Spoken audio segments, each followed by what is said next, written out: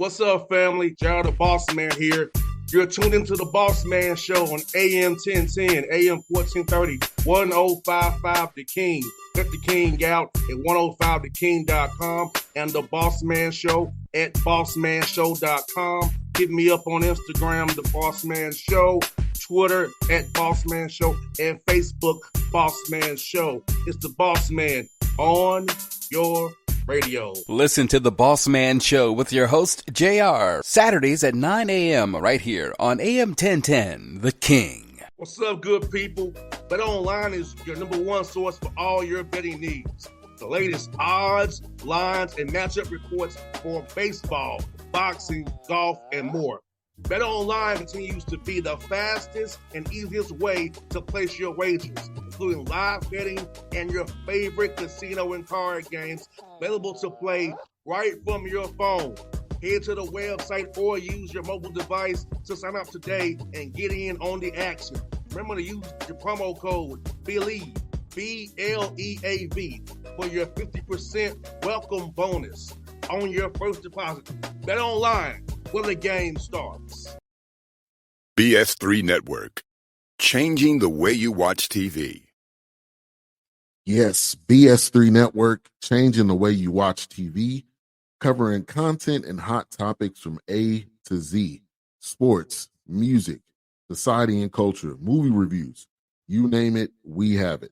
Check it out on bs3network.com or check us out on Roku, BS3 TV on Roku, as well as check out your favorite podcast on all podcast platforms or Spreaker.com/BS3 Network. You are now tuned to BS3 Network.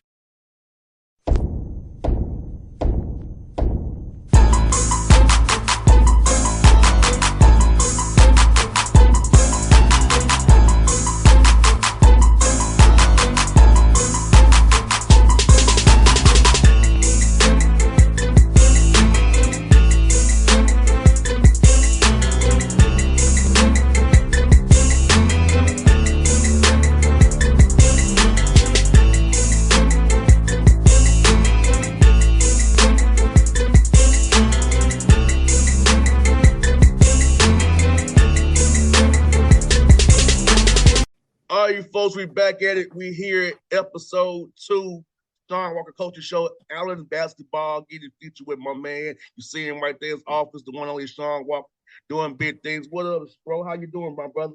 Doing well, man. How about yourself today? Man, it's doing well, man. Basketball season here, brother. You know how it is. We on this grind. we flying and going every which way right now, my brother. No doubt about it. This is a great time of the year and an exciting time of the year for everybody, even the fans and the other people that are working various jobs in college athletics. This is an exciting time. Now, I got to ask you, last time we had on last episode, we talked about the Allen homecoming. So, how was experiencing for the first time Allen's homecoming? Yeah, it was a unique experience. Allen's homecoming is very exciting. Our football game is 20 minutes away from the campus. So that makes it a little unique for tailgating and hanging out. But I did get a chance to participate in the step show. I went to the step show and kind of went around and met as many alums and old Allen basketball players as I could. So it was an exciting time. A lot of good food, a lot of partying, a lot of people excited to be back at Allen University. So it was a wonderful experience.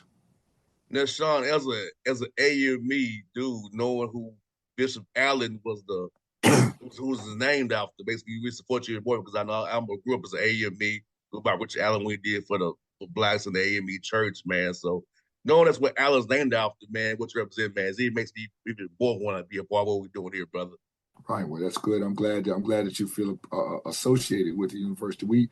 I also grew up AME Zion, and grew up in a little small church where there may have been 25 or 30 people in the church that include the pastor, the choir, deacons, the whole 9 yards. And so I have a great appreciation for the AME Zion Church and the things that that the denomination stands for. No doubt. It's so amazing to see what I was telling somebody this other day, Shawn, that look at a lot of these private HBCUs, they're really by the AME church or the CME church. But Right. but they don't know that until unless you part of that, like you and I are, you already know that. But a lot of That's right. this private black colleges are AME schools that are That's right. we Dr. Allen had a great vision for us, man, in our church and what they do for these kids, man, in our community. No question about it. And this Allen University is trying to push it forward, trying to push that vision forward to the young people who, are top academic students, but also young people who are looking for a place to go to school that they can make it, and to get that centered attention that they absolutely need. So this is a phenomenal idea of what Dr. Allen has established, and it's moving in the right direction. And bro, let me ask you this, man.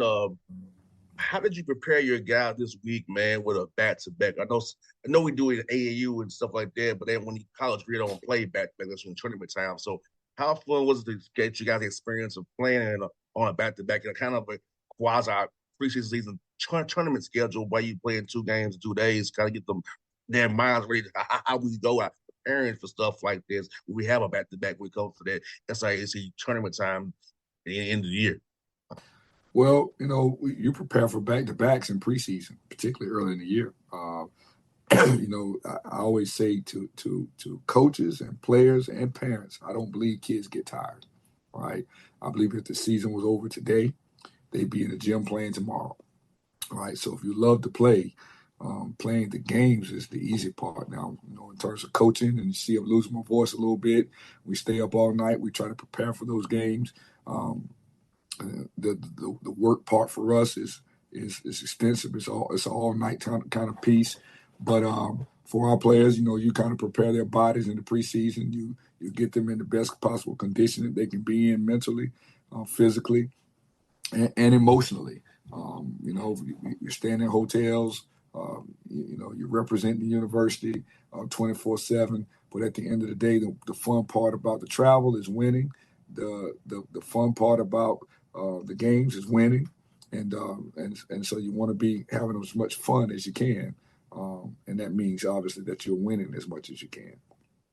And Shawn, let's talk about the Tampa game. What I saw from what I could glean, man, is like I know it wasn't the result you wanted, but you won the second half, which is something that's very important that you wanted to have. A slow start, but second half you wanted. So how did you kind of talk to your team about that and keep them motivated, knowing that, hey, we made progress from half one to half two? Well, the thing about my team is, things that I kind of knew before we went in, we make a lot of untimely mental errors. The game was very close in the front part of the game, in the middle of the game. We got down a little bit, and then we came and cut the lead from 29-22, down 7. We had the ball 2 or 3 times, and we had self-inflicted injuries. We got down big at the half. We gave up a 3 at the half, went down 20 or so, whatever, 19 or 20. But what we do is not coach the score. We coach what we see. We think about and concentrate on what our issues are on the floor, whether they're good or they're bad. We try to draw out all the things that we did that were good, and then we draw out the things that we need to majorly improve on. And those things for this game were, we didn't get back in transition, and then when we did get back in transition and Tampa missed, we didn't rebound the ball, which meant they either got layups or they got second chance shots. They end up going to layups or free throws. Tampa went to the free throw line 16 times in the first half, 16 or 17 times in the first half. You gave up probably 10 offensive rebounds in the first half, and then everything else was transition points. In the second half, we got a little bit better with that. Saw them more 5-on-5 and was able to execute a little bit better. And we did win that half 40-36. So, there's some things that we were able to positively draw from. And there's some things that we got to get back to work on tomorrow morning so that we can capitalize on the mistakes that we did make for the upcoming games.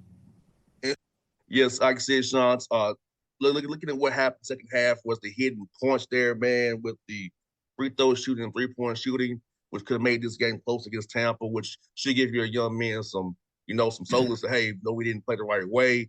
Left some points out on the court, that we made some shots here at the line. It's just the free throws and messed some of them threes, man. We could have really made Tampa feel a little heat there. Yeah, we missed 15 free throws. All right. So when you miss 15 free throws and lose 14, you always have to look back at that. But I think a bigger picture, if you watch the game, is that we missed 4, 5, and 6 in a row. All right. We would go to the foul line and miss 2 in a row, and go back to the foul line, miss 2 in a row, and then make 1 of 2 from in the next time. And those are mechanisms for losing basketball. So when you couple the fact or triple the fact that you don't rebound, you don't get back in transition and miss 15 free throws, the game was certainly able to be kept a lot closer. Now, obviously, we were down 20 points at one point in time, but we were down 20 points as byproduct of not getting back on defense and giving up layups and then not rebounding. And then coupled the fact with missing free throws late in the game. Maybe it could have been a winnable game. So we'll just draw from those things moving forward and look forward to definitely improving on those things in practice and coming out this week and playing much better as we get to the weekend. And looking at Eckert, man, Shawn Aldridge played very well against Eckert there. With those points he put in, he had other guys making shots, more threes as well. Kept turnovers down. Free throws did improve from Tampa to Eckert. But just overall, your thoughts on seeing your team really come out and improve over what they did in Tampa the day before, coming out of Eckert, keeping that game the way it was, and making some runs there as well. Yeah, we did play better against Eckert. Eckert was a very winnable game. I thought coming down the backstretch, we played well. The game was close early in the game, and then we have these major scoring droughts. We make untimely minimal errors, like as I said earlier. That score was 5-point game with 2 minutes and 4 seconds on the clock. We had the ball twice, and we turned the ball over twice. And the last turnover that we made, they went down the floor and scored an uncontested layup and put us down 7 with under 2 minutes on the clock. So, again, we did not give up as many transition buckets, but we did lose their best player. I can't think of his.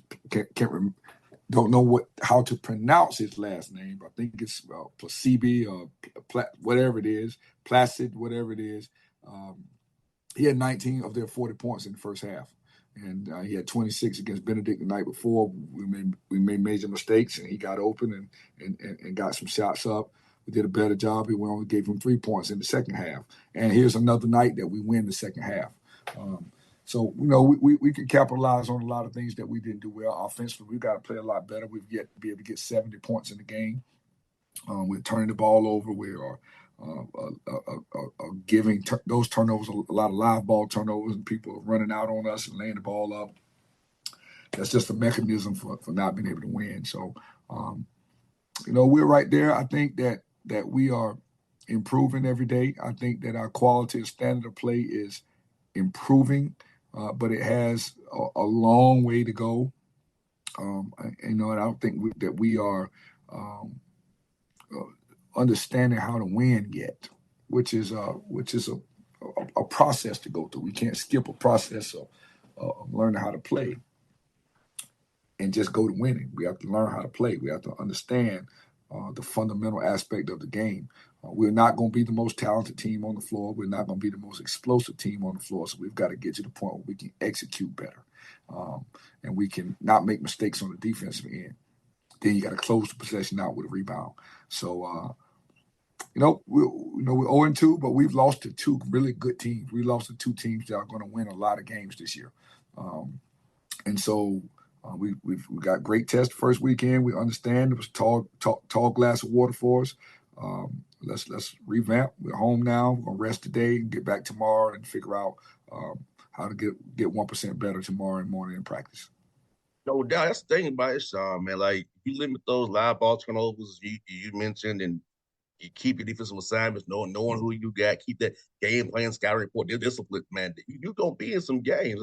I think that's where young players don't really understand it until they in that fire. being around the NBA the way I am, I see it them where they don't follow the game, so they try to adjust it on their own the game plan. Like, nah, Right. scout for a reason. Right. No, Right. are you close now? Short close now hard. You're hard hedging. You're blitzing. You gotta know what you're doing on your personnel. It's like KYP, know your personnel. But I think that's sometimes for young players, they don't quite understand those concepts. Man, you understand when we out on that court. Well, the connection between the scouting report and the game is very difficult for young men who have not been through that, because a lot of times, unfortunately, they don't even know what they're supposed to do in our system, right? And that when you get a new coach and you get a new system and you're creating a new culture, it's difficult for them to be able to think and play at the same time. We've got to get to the point, get good enough at the fact that we're playing and we're not thinking all the time. Now, that is a problem for us, because a lot of times I say to guys, "What are you supposed to do here?" And they tell me they know. So my next question is, why don't you do it? If you know what you're supposed to do, what is the disconnect with you going to the floor to do it? That is thinking and playing simultaneously. And so we have to be able to think and play at the same time, but then we have to get to the point that we know what to do so well that we're just playing. We're not quite there yet. I don't even know if I should say quite. We're not there yet. And we need to get to quite there, and then we need to get there for us to be the team that we want to be. Well, thank God November is not February. That's right. That's amazing. I said to our guys yesterday, the best that we can do now, we're 0-2 now. And the best that we can do now is be 25-2. All right. And so we win the next 25 games, everybody will forget about the 2 games that we just lost. Now, obviously, winning 25 games is going to be our goal. That's a lofty goal for us. That's a lofty goal. I don't want to say it won't happen, because we believe we're gonna trust and believe that good Lord can make anything happen. But nonetheless, each time that we don't win, if we don't win, we're going to come back and concentrate on what the best that we can do. All right. If we lose our 3rd game, whenever that may be, I'm going to say the best that we can do is whatever in 3. All right. And that's the focus that we have to have with these young men that obviously have not won a lot over the last few years. All right. They're not, we haven't learned how to win. We against Eckerd went down the floor, stole the ball, and had an uncontested run-out layup that we missed. And they got the rebound and went down the floor and got an and 1.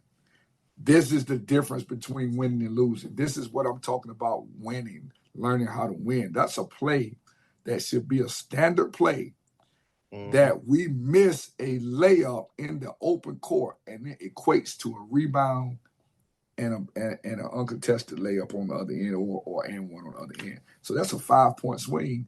And again, it's a 5-point game with 2 minutes on the clock. So we got to learn how to win. We got to learn how to not get down, and we have to learn how to finish games when we get a chance to win a game. So I'm still excited. I'm excited about where we are. We're 0-2, but all's not lost. Every loss is not lost.